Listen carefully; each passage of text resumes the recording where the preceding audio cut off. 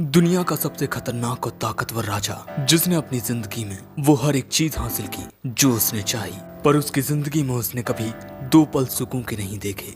इसीलिए ईश्वर ने उसे एक और मौका दिया और दूसरी दुनिया में रीइंकार्नेट किया, जहां मैजिक भी एग्जिस्ट करता है। तो क्या दुनिया का सबसे खतरनाक राजा अपनी नई जिंदगी में सुकून के दो पल हासिल कर पाएगा?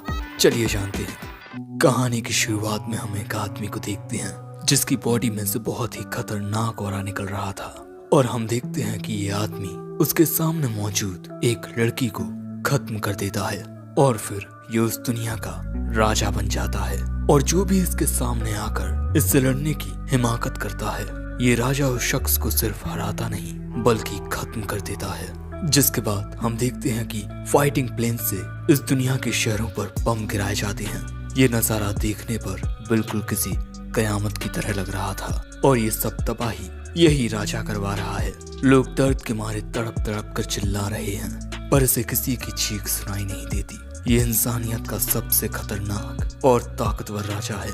पर एक दिन ये राजा अपने मुकुट को देखता हुआ कहता है, हाँ, अब मैं एक राजा बन चुका हूँ। और इसके अगले ही पल में वो खुद को डूबता हुआ पाता है, और यहाँ एक आवाज उससे कहती है कि अपनी अगली जिंदगी में रोशनी की तलाश करना। और फिर जब इसकी आंखें खुलती हैं, ये अपने सामने एक आदमी और औरत को पाता है।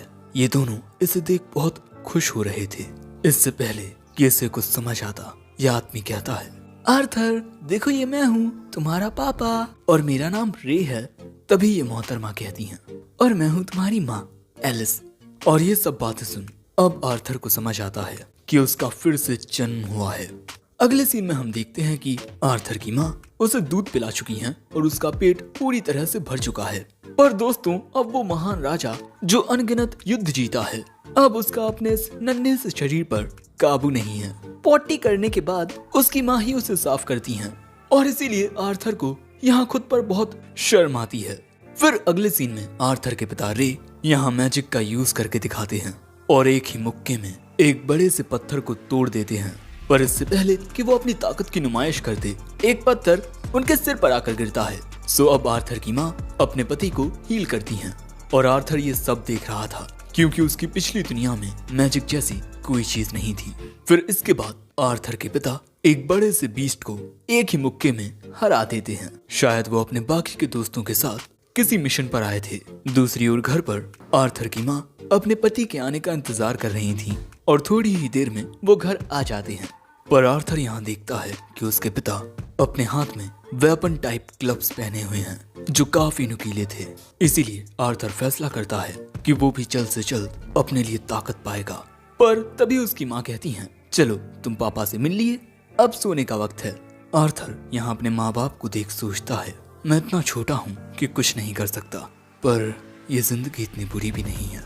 जिसके बाद वो सो जाता है, क्योंकि अपनी पिछली जिंदगी में जब भी वो सोने की कोशिश करता, कोई ना कोई उसे मारने के लिए आता। आर्थर हर बार अपने दुश्मनों को खत्म कर देता, पर वो कभी चैन की नींद नहीं सो पाया। अब ऐसे ही कई दिन गुजरते हैं। आर्थर के माता पिता आर्थर को रेंगते हुए देख रहे थे, और अब पहली बार आर्थर अपना चेहरा शीशे में देखता है। फिर इसके बाद आर्थर की माँ उसे प्यार से किस करके सुला देती हैं।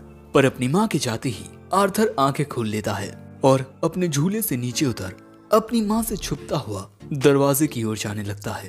दोस्तों, इस कमरे में थी बहुत सारी किताबें, जिसके बाद आर्थर एक किताब उठाकर पढ़ने लगता है, क्योंकि वो ये बात जानता है कि नॉलेज ही सबसे बड़ा हथियार है। और किताब पढ़ के आर्थर को पता चलता है कि वो डाइकाथन नाम के कॉन्टिनेंट में पैदा हुआ है, जहाँ 3 किंगडम है।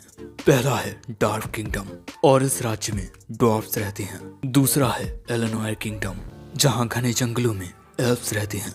और आखिरी है द साफिन किंगडम, जहाँ आर्थर रहता है, और यहीं इंसान रहते हैं। और यहाँ का भी एक राजा है।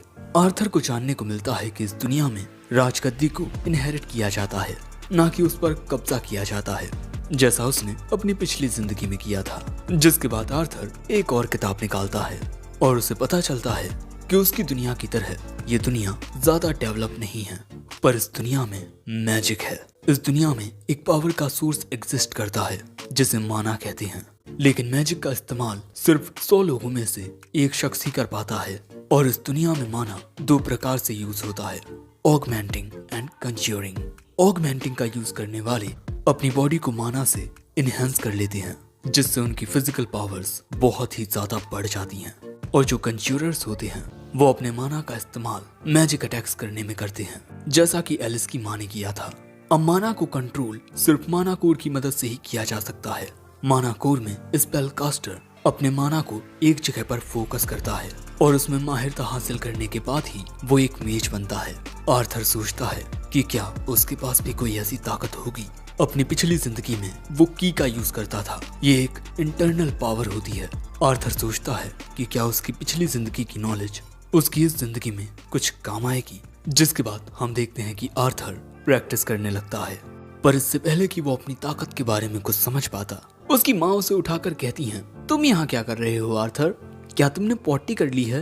आर्थर मन में कहता है, सॉरी टू से, बट मैंने ऐसा कुछ नहीं किया। पर दोस्तों असल में आर्थर पॉटी कर चुका था और उसे ये बात पता भी नहीं चली। जिसके बाद उसकी माँ उसे इस लाइब्रेरी में से ले जाती हैं और ऐसे ही 2 साल गुजर जाते हैं। आर्थर की माँ आर्थर के बारे में ही लिख रही थी कि आर्थर बहुत ज्यादा प्यारा है और उसे नई चीजें सीखना बहुत ज्यादा पसंद है, पर आज तक हमने उसे मुस्कुराते हुए नहीं देखा। जिसके बाद हम आर्थर को उसके पिता के साथ देखते हैं। आर्थर तलवारबाजी की प्रैक्टिस कर रहा था, पर तभी एलिस आकर रे को गुस्से में घूरने लगती है। तुम मेरे प्यारे आर्थर को ये क्या सिखा रहे हो? हाँ, उसे अभी ढंग से चलना तक नहीं आता। और अपनी 2 साल की जिंदगी में आर्थर एक बात समझ चुका है कि इस दुनिया में औरतों की चलती है, क्योंकि उसकी माँ के आगे उसके पिता की जरा भी नहीं चलती। जिसके बाद आर्थर की माँ उसे लेकर टाउन में आती है। आर्थर आसपास की चीजों को देख इस दुनिया के बारे में और भी समझ रहा था। इस दुनिया में ऐसे कई सारे जादुई पत्थर होते हैं जो उसकी दुनिया में नहीं पाए जाते थे। साथ ही वो यहाँ पहली बार किसी शख्स को जादू करते हुए देखता है और फिर ऐसे ही शाम हो जाती है और हम देखते हैं कि आर्थर सो चुका है। जिसके बाद आर्थर हमें बताता है कि उसके माता पिता उसका बहुत ही ज्यादा ख्याल रखते हैं और उससे बहुत ज्यादा प्यार भी करते हैं। पर दोस्तों पिछली जिंदगी में आर्थर एक अनाथ था और इस दुनिया में उसे माता पिता का जो प्यार मिल रहा है वो आर्थर के लिए बहुत सुकूनदायक है। जिसके बाद आर्थर की माँ हमें बताती है कि जब आर्थर चुपके से लाइब्रेरी में गया था बुक पढ़ने के लिए, तब ये देख उन्हें बहुत खुशी हुई थी। साथ ही जिस तरह वो बाजार में हर एक चीज को देख रहा था वो भी बहुत प्यारा था और शायद उसमें ये सारी चीजें उसके पिता से आई हैं और एक दिन शायद वो अपने पिता की तरह ही इस दुनिया के एक सफर पर निकल पड़ेगा। पर उसकी माँ चाहती है कि आर्थर एक सुकून भरी जिंदगी जिए। अगले सीन में आर्थर अपने पिता को मैजिक का यूज करते हुए देखता है और वो खुद को बहुत ही ज्यादा खुशकिस्मत समझता है, क्योंकि उसे इस दुनिया के बारे में इतना कुछ सीखने को मिल रहा है। दोस्तों यहाँ आर्थर के पिता अपने मैजिक का यूज करके जमीन पर पड़े हुए पत्थरों को हवा में उड़ा देते हैं, लेकिन ये बहुत ही कम पत्थर थे। जिसके बाद वो आर्थर से कहते हैं, तुम्हारे पिता बहुत औसम हैं, है ना? पर आर्थर मन में कहता है, इतने से पत्थरों को तो हम हाथ से ही उठा लेते। पर तभी उसकी माँ आकर कहती है, अभी तुमने अपने पिता का जलवा देखा ही कहाँ है, देखो जरा। जिसके बाद हम देखते हैं कि रे अपने माना को रिलीज करते हुए जमीन पर लात मारते हैं, जिससे जमीन हिल जाती है और ये देख आर्थर इम्प्रेस हो जाता है। और अब आर्थर भी कुछ ट्राई करना चाहता था, पर उसकी माँ कहती है कि चलो अब तुम्हारे सोने का वक्त हो गया है। तभी आर्थर लाइब्रेरी की ओर अपने हाथ बढ़ाता है। सो उसकी माँ कहती है कि अभी तुम्हारे सोने का वक्त है। सो अब आर्थर अपनी माँ की ओर बहुत प्यार से देखने लगता है और अब उसकी माँ को ना चाहते हुए भी आर्थर की बात माननी पड़ती है। जिसके बाद हम देखते हैं कि आर्थर अब बुक पढ़ने लगता है और उसकी माँ के चाहते ही वो मैजिक की प्रैक्टिस करने लगता है।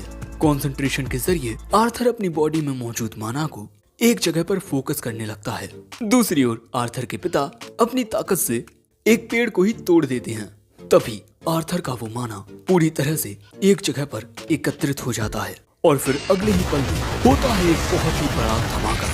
हम देखते हैं कि आर्थर के पिता आर्थर की माँ को इस धमाके से बचा लेते हैं, पर इससे उनकी पीठ काफी जल जाती है। पर इसके बाद दोस्तों एलिस को आर्थर की चिंता होने लगती है, क्योंकि जहाँ धमाका हुआ आर्थर उसी कमरे में था।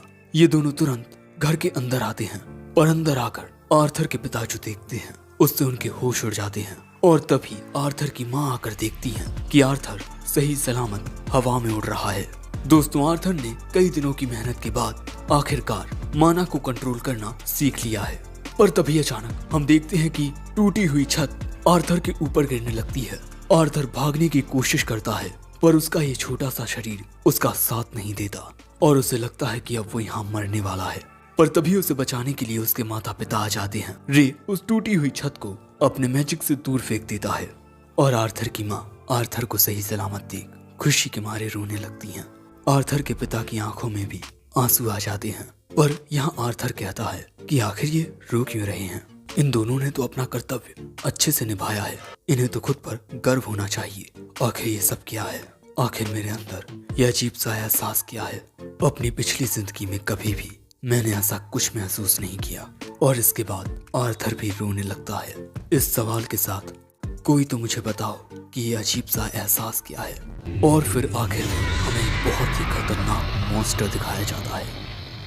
एपिसोड 2 की शुरुआत में हमें आर्थर के पास्ट का एक सीन दिखाया जाता है, जहां एक आदमी ने उसे नुकसान पहुंचाने की कोशिश की, इसीलिए लॉ के अनुसार उसे मौत की सजा मिलेगी। पर काउंसिल के लोग उस पर दया दिखाते हुए उसे उसके राज्य में भेजने का फैसला करते हैं। उसके राज्य के लोग ही उसका फैसला करेंगे।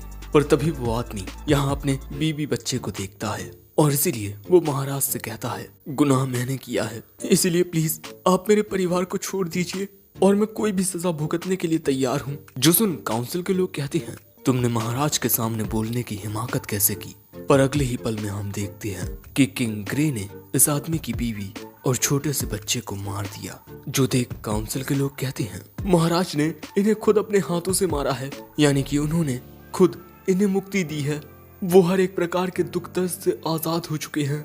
और ये देख वो आदमी रोते हुए कहता है, ऐसा करने के लिए शुक्रिया महाराज। पर ग्रे यहाँ कुछ नहीं कहता। और अब सीन प्रेजेंट का आता है, जहाँ रे आर्थर को ट्रेनिंग करने के लिए ग्लव्स देता है।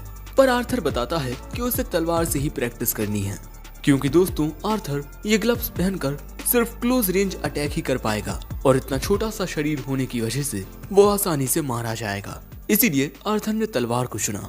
जिसके बाद आर्थर अपने पिता के साथ प्रैक्टिस करने लगता है।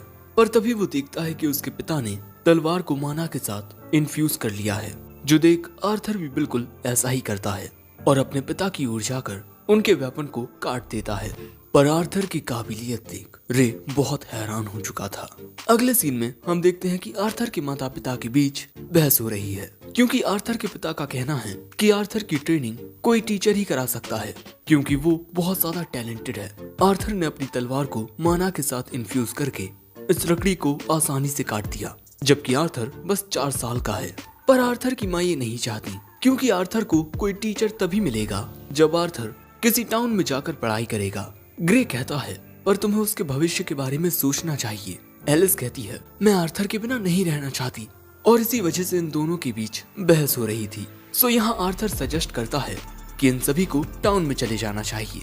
जो सुन ये दोनों हैरान होकर कहते हैं कि अरे आर्थर ने तो बिल्कुल सही कहा। और अब आर्थर ये देख खुश होता है कि उसके माता पिता अब फिर से प्यार से बातें कर रहे हैं। अब इसके बाद हम देखते हैं कि आर्थर का परिवार यहाँ से जाने के लिए तैयार है।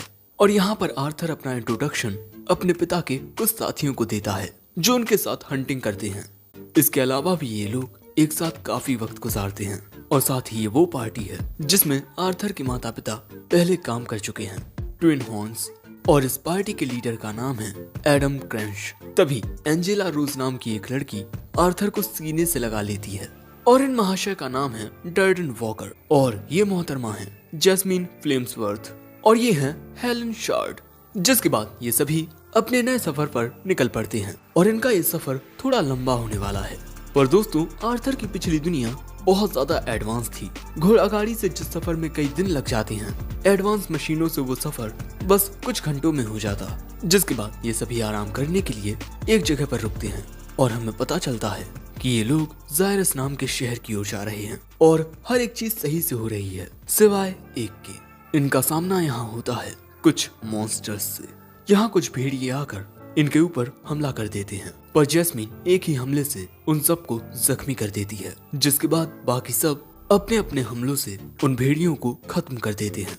और हमें जानने को मिलता है कि एडम, हेलन और जैस्मीन ऑगमेंटर्स हैं, वहीं एंजेला और डर्डन कंज्यूरर्स हैं।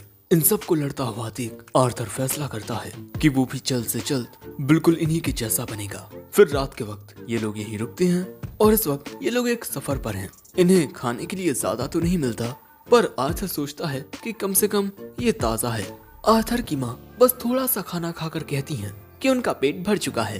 तभी ग्रे नोटिस करता है कि वो थोड़ा सा इंजर्ड हो गया है। सो दोस्तों, एलिस के रे को हील करने से पहले हम देखते हैं कि बाकी सब चारों ओर ये देखने लगते हैं कि कोई यहाँ पर इन्हें देख तो नहीं रहा, क्योंकि एलिस एक स्पेशल टाइप मेज है विद हीलिंग पावर्स, जिसे एमिटर कहा जाता है।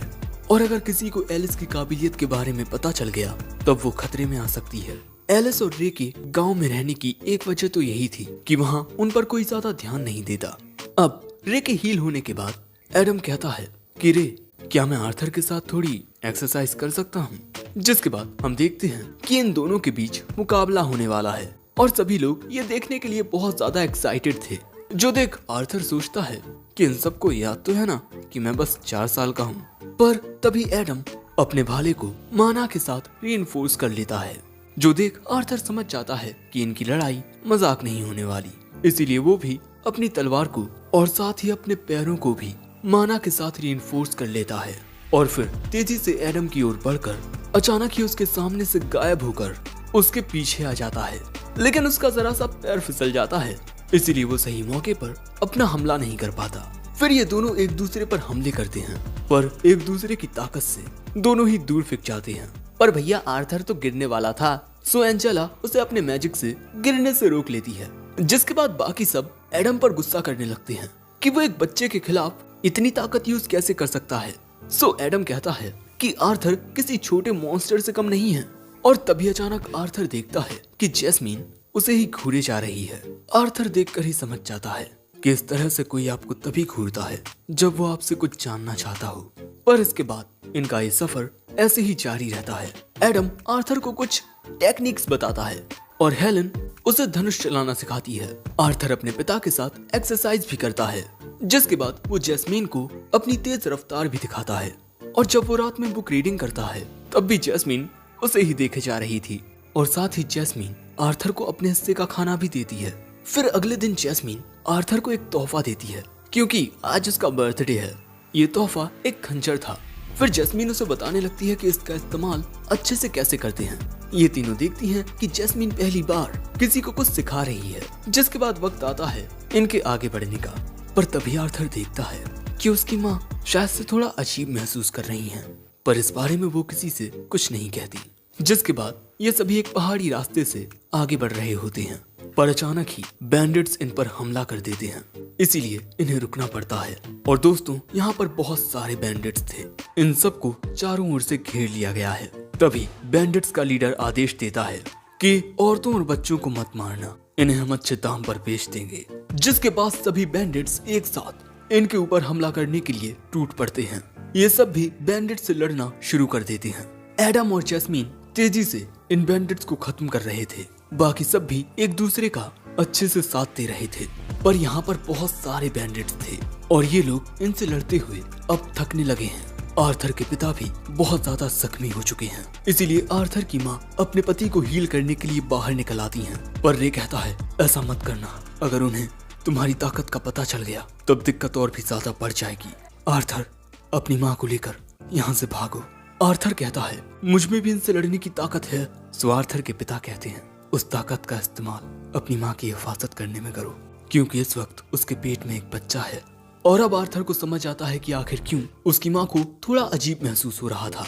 और अब रे कहता है मैं तुम पर भरोसा कर रहा हूँ मेरे छोटे हीरो।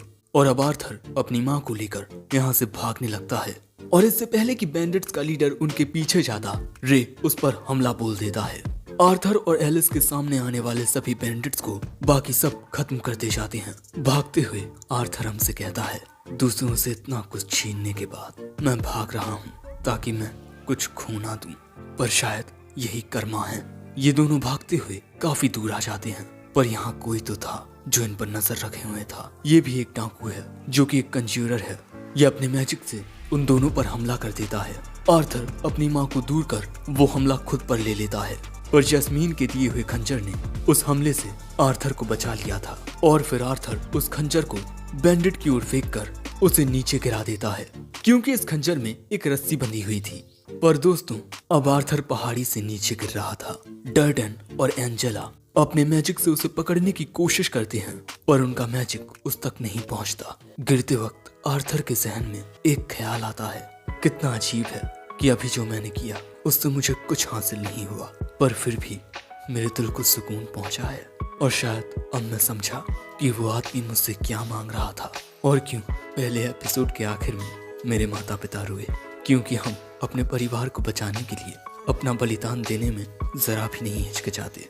और जो आंसू हमारी आंखों से गिरते हैं वो इस दुख में गिरते हैं कि हम अपने दिल के करीबी लोगों को फिर कभी देख नहीं पाएंगे। ये सब जानते हुए आर्थर गिरता है और उसकी आंखों से आंसू भी गिरते हैं। वो कहता है, कितना अच्छा होता अगर मैं एक बड़ा भाई बन पाता। और यही सोचते हुए वो पहाड़ी से नीचे गिर जाता है। पर इसके बाद जब उसकी आंख खुलती है वो खुद को एक अजीब सी गुफा में पाता है और अगले ही पल में उसके सामने एक भयानक मॉन्स्टर आता है। और यहीं ये एपिसोड एंड होता है। तो कमेंट में जरूर बताना कि तुम्हें ये पार्ट 1 कैसा लगा और पार्ट 2 देखने के लिए तुम कितने ज्यादा एक्साइटेड हो। वीडियो पसंद आया हो तो लाइक करना और कमेंट बॉक्स में एक लिंक है जिस पर क्लिक करके और हमें ज्वाइन करके तुम हिंदी में मजेदार एनिमे का मजा ले सकते हो। और चाहो तो हमारे चैनल की मेंबरशिप भी ज्वाइन कर लो, इसके भी कुछ फायदे हैं। बाकी मैं मिलता हूँ जल्द ही एक नए वीडियो में, तब तक के लिए सायोनारा।